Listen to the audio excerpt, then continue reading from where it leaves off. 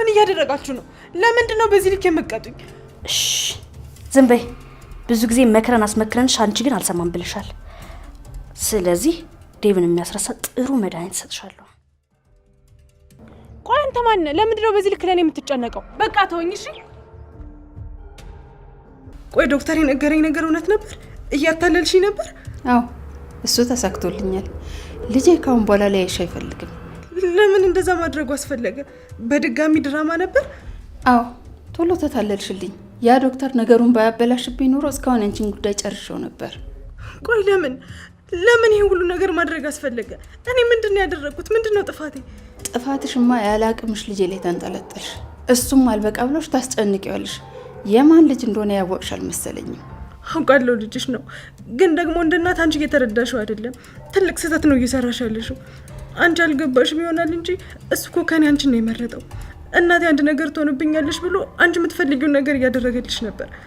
አደይ ከኔ ቀጥሎ ያለው ሩም ውስጥ ነው ያለችው። የምርሽን ነው ማሚ? እስካሁን እዚህ ናት? ሄዳ ነበረ። ዶክተሩ እንዲታሰር አድርጌ የኔ ልጆች በድጋሚ እንዲያመጧት አድርጌያለሁ። እሺ እኔ ምን ላድርግ? ቤሪ እኔ የጀመርኩትን ሂጂና አንቺ ጨርሺው። ዴቭን ማግባትና ዘላለም ያንቺ እንዲሆን የምትፈልጊ ከሆነ የጀመርኩትን ሄደሽ አድርጊው። እሺ አደርገዋለሁ። ቆይ ምንድነው ደግሞ እሱ? ዶክተር አንድ ሴት ከሳለች። አደይ የምትባልን ሴት ያለ ፍላጎቷ እየጎተትክ ወስደሃል። በሱ ነው ነገ የመጣው? በቦታው ብዙ ሰዎች አይተዋል። አደይ ቆይ ምን አጥፍታ ነው ዶክተር? እኔ አላውቅም ሩታ። ቆይ ግን አንዳንዴ መታሰር ያለበትን ሰው አታውቁም ማለት ነው እንዴ? ቆይ እኔ ምን አጠፋው? እሱን ጣቢያ ሄደህ ቃል እንሰጣለን። ልጅቷ የት ነው ያለችው? እሷ ናት? አይደለችም። ወደ እሱ ሰርካት። እኔ ያልወሰድኳት ሄዳለች። እኔ እሷን ለመጠበቅ ብዬ ነበር እንደዛ ያደረኩት። ለምንም ይሁን ያለውን ነገር ጣቢያ መጥተህ ቃልህን መቀበል አለበት። በል ተራመድ ዶክተር። እንዴ ለምንድን ነው የምትወስደው? ወዴት ነው የምትወስደው?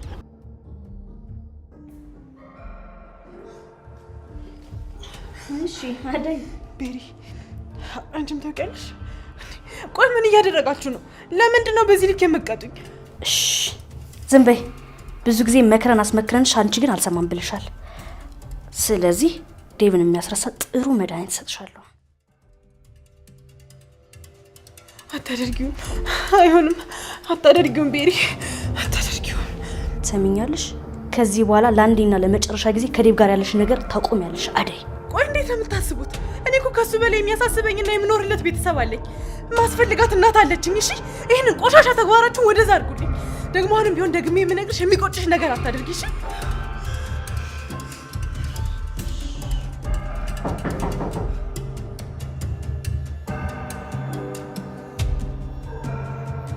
አደይ ምንም ነገር መሆን የለባትም የምትሉ ይህን ቪዲዮ ላይክ በማድረግ ጀምሩ። ሰላም ጤና ይስጥልን። የተከበራችሁ የሰራተኛዋ አደይ ድራማ አፍቃሪያን በሙሉ ሰራተኛዋ አደይ ክፍል 222ን በመጠባበቅ ላይ ያላችሁ በመጀመሪያ ይህን ቪዲዮ ላይክ እንዲሁም እንደተለመደው ኮመንት ላይ የገባችሁ ሰራተኛዋ አደይ ክፍል 222 ቶሎ ይለቀቅልን ማለት እንዳትረሱ። ውድ የቻናሌ ቤተሰቦች በክፍል 221 ላይ እንዳያዝ ከሆነ እንግዲህ አደይ በጣም ችግር ውስጥ ገብታ ነበር። እንግዲህ ከዚህ ችግር ውስጥ ማን እንደሚያወጣት ደግሞ በቀጣይ ክፍል አብረን የምናየው ይሆናል። ግን ከዛ በፊት እንግዲህ አሁን ከገባችበት ችግር ዶክተሩ ለማውጣት ብዙ ታግሎ ነበር። እስቲ አንዴ ሁላችሁም እስቲ ለዶክተር ምስጋናችሁ እስቲ ኮመንት ላይ ያስቀምጡልኝ። ዶክተር በጣም ትልቅ ሰው ነው። በጣም ነበር ያደነቁት።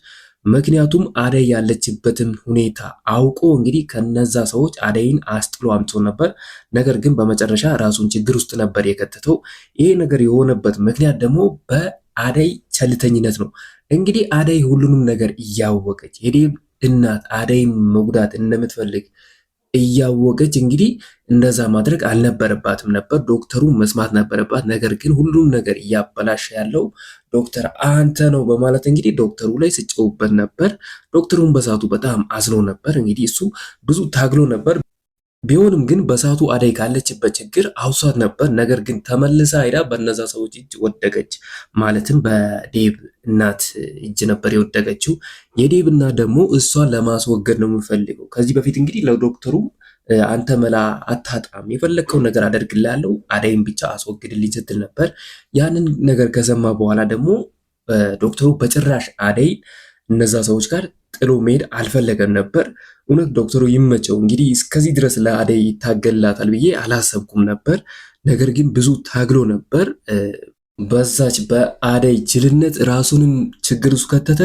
አደይንም እንግዲህ ካለችበት ሁኔታ ሊያወጣት አልቻለም። ነገር ግን ዶክተሩ ታስሮም እንግዲህ ለአደይ እያሰበላት ነበር። እኔ አሁን ሲመስለኝ እንግዲህ ዶክተሩ ስለ አደይ እርግፍ አድርጎ መተው አለበት። ምክንያቱም አደይ አሁንም ቢሆን ዴቭም ታፈቅረዋለች። ያ ማለት ደግሞ ዶክተሩ ከዶክተሩ ጋር በጭራሽ የምትሆንበት ምክንያት የለም። ምክንያቱም አሁን ላይ ዶክተሩ እንግዲህ ከዴቭ ጋር ካልተስማማች ከኔ ጋር ትሆናለች በሚል ተስፋ ነበር ከእሷ ጋር እስከዚህ ድረስ የመጣው። ቢሆንም ግን እሱ ማድረግ ያለበት ፍቅርን መቅረብ አለበት ነው የሚለው። እናንተስ ምን ትላላችሁ? ከፍቅር ጋር ቢሆን በጣም ነው ደስ የሚለኝ። ምክንያቱም ፍቅርም ትወዷለች። ከሱ የሚጠበቀው ፍቅርም መውደድ ብቻ ነው። ስለዚህ ሁለቱ ከተዋደዱ እንግዲህ ያው በጣም ደስ የሚሉ ጥንዶች ይሆናሉ ብዬ ነው ማስበው። እናም ዶክተሩም አደይን መተው አለባት። ምክንያቱም አሁን ላይ በጣም ደስ የሚለው ነገር የዴቭነት ወደ መጣችበት ተመልሳለች። ያ ማለት ደግሞ በአደይ እና ዴቭ መሀል የሚገባ ማንም አይኖርም ማለት ነው። ያችን ቤሪ የምትባሏን እሷን እንግዲህ ከሁለቱ መካከል ማውጣት በጣም ቀላል ነው። ምክንያቱም ዴቭ እና አደይ የሚፋቀሩ ከሆነ እሷን እንግዲህ ከመሀላቸው ማውጣት ለነሱ በጣም ቀላል ነው። እናም እስቲ እናንተስ ምን ትላላችሁ? ሀሳብ አስተያየታችሁን ኮመንት ላይ ያስቀምጡልኝ። ዶክተሩ አደይም ቢተዋት ይሻላል ወይስ ከአደይ ጋር ቢቀጥል? ሀሳብ አስተያየታችሁን ኮመንት ላይ ማስቀመጥ እንዳትረሱ። አሁን ላይ እንግዲህ ያው ዴቭ አደይና ዶክተሩን ካየ በኋላ በጣም ተናዶ ነበር። እንግዲህ አንድ ክፍል ላይ ከያዛቸው በኋላ በጣም ተረብሾ ነበር። እናቴ ትክክል ናት፣ ቤድም እንደዛው ትክክል ናት ሲል ነበር። እንግዲህ አደይ ያንን ነገር አላደረገችም። አደይ በቦታው የመሰላት እንግዲህ የዴቭ እናት እውነትም ለአደይ ያስባላት አደይን ከዴቭ ጋር ልታስታርቅ መስሏት ነበር። እንግዲህ ያንን ሁሉ ነገር ቁጭ ብላ ስትጠብቅ የነበረው ነገር ግን የነሱ ቀመር ሌላ ነበር። እንግዲህ ተሳክቶላቸው ነበር በሳቱ።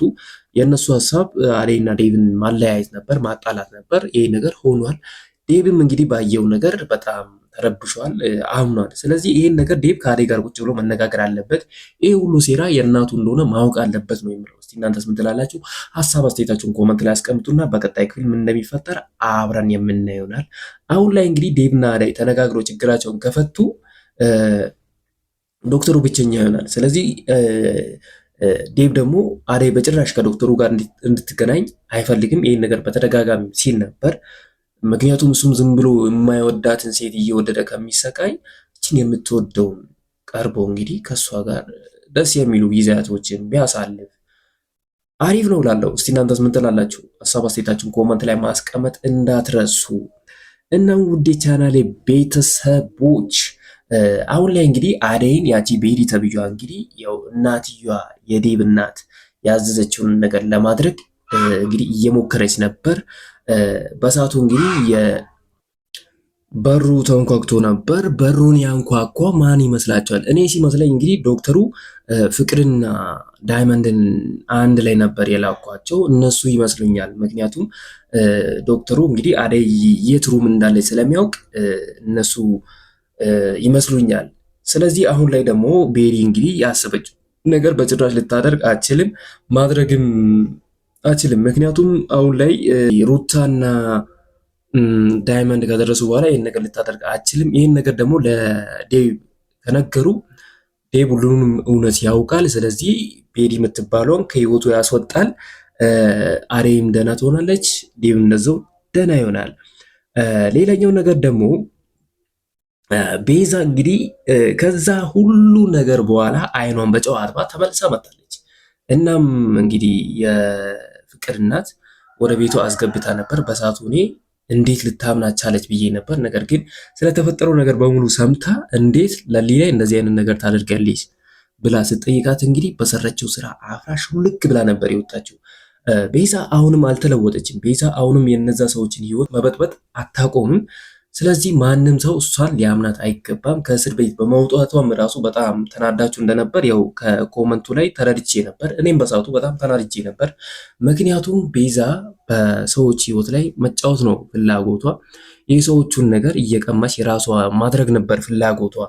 አሁን ላይ እንግዲህ አንዳንድ ሰዎች እንግዲህ የእሷንም ተንኩል እያወቁባት ነው። ስለዚህ እሷ ደግሞ አሁን ላይ እንግዲህ ተለውጫለሁ በማለት እንግዲህ እየተቅለሰለሰች አንዳንድ ሰው ጋር ለመጠጋት እየሞከረች ነው። ማንም ካሁን በኋላ አያምናትም። ሁሉም ሰው እንደዛ ቢቀጥል አሪፍ ነው ላለው። እናንተስ ምን ትላላችሁ? ሀሳብ አስተያየታችሁን ኮመንት ላይ አስቀምጡልን።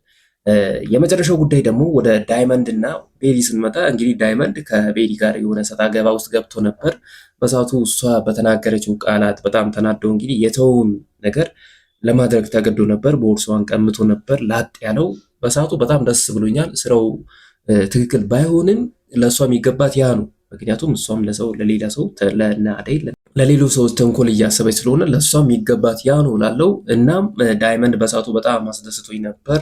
በዛ ላይ ያ ኪንጎ ተብዮ ነፈስ ደግሞ ጭራሽ እሷን አስከትሎ ይገባል ይወጣል። በሰዓቱ እንግዲህ ያቺ ቅምጥል ባትመጣ ኖሮ ኪንጎም እንግዲህ የሆነ ጅላጅል ነገር ነው። ቅምጥል የእውነት ይመቻት እንግዲህ አርበተበተቻት በቦታው። እንግዲህ ሁሌም ካፏ የማይወጣውን ነገር ልጠብጥባት እንደ የምትለው ነገር በጣም ነበር ደስ የሚለኝ። በቦታው ብጠበጥባት ደስ ይለኝ ነበር፣ ግን አላደረገችው። እናም እስቲ ቅምጥልን የምትወዱ አለን በሉ ውድ ቻናል ቤተሰቦች። ዛሬ እንግዲህ ቪዲዮ የመስራት ፍላጎትም አልነበረኝም፣ ዝም ብዬ ከምጠፋ በሚለው ነበር የመጣሁት። እና ውድ ቻናል ቤተሰቦች ሁሌም እንምላችሁ ለዚህ ቻናል አዲስ ከሆኑ ሰብስክራይብ፣ እንዲሁም ይህ ቪዲዮ ለብዙ ሰው እንዲደርስ ላይክ ማድረግ እንዳትረሱ።